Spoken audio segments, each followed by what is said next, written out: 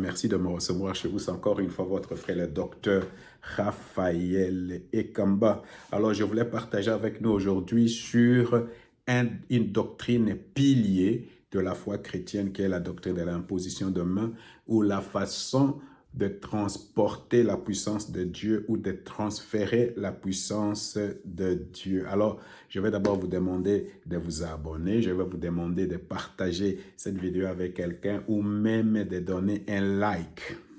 Alors, en tout cas, vraiment, euh, c'est vraiment que le Seigneur vous bénisse pour ça. Ça va me faire un grand plaisir.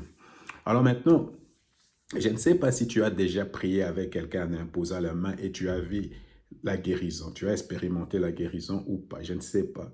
Ou tu as imposé les mains à quelqu'un et tu vois il y a des manifestations de démons. Ou tu as imposé les mains sur quelqu'un et puis la personne est remplie du Saint-Esprit. Ou même la personne dit, oh, quelque chose me touche ou des choses comme ça. Je ne sais pas si tu l'as fait. Alors, la doctrine de la position de main ou ces fondements même de la foi chrétienne, c'est parmi les enseignements fondamentaux de la foi chrétienne.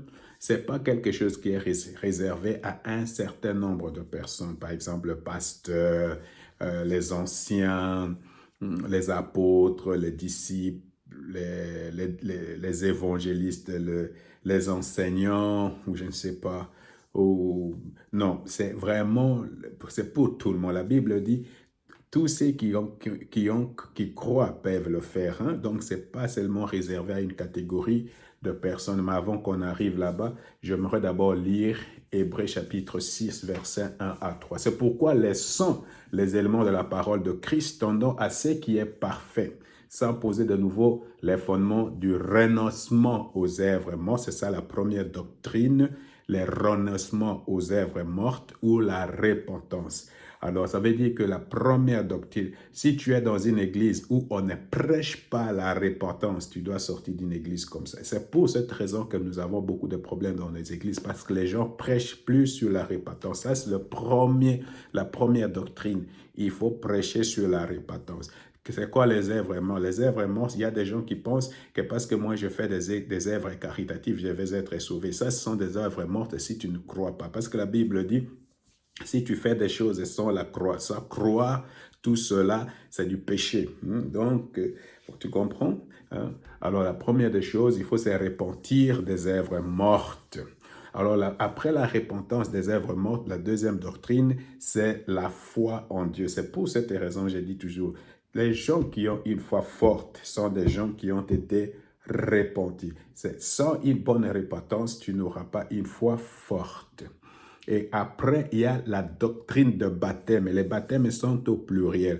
Ça veut dire que les mots baptême ici, la doctrine de baptême au pluriel, on parle de la première expérience, qui est le baptême qui suit la repentance, les baptêmes des gens, les baptêmes qui suit la repentance. Tu seras baptisé par une personne dans l'eau.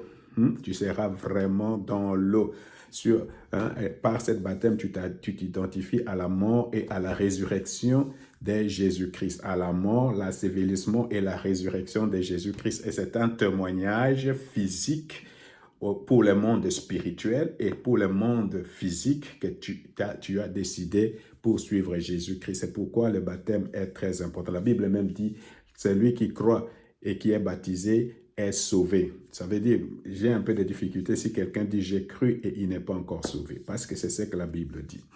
Alors, il y a encore un autre baptême et c'est le baptême dans le Saint-Esprit. Le baptême dans le Saint-Esprit, ce n'est pas une personne qui le fait, mais c'est Jésus-Christ. Alors, ce sont des expériences, l'expérience d'être baptisé dans l'eau et l'expérience d'être baptisé dans le Saint-Esprit.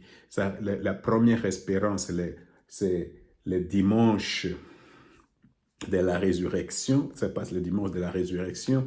La deuxième expérience se passe le dimanche de la Pentecôte. Alors, ce sont des expériences différentes.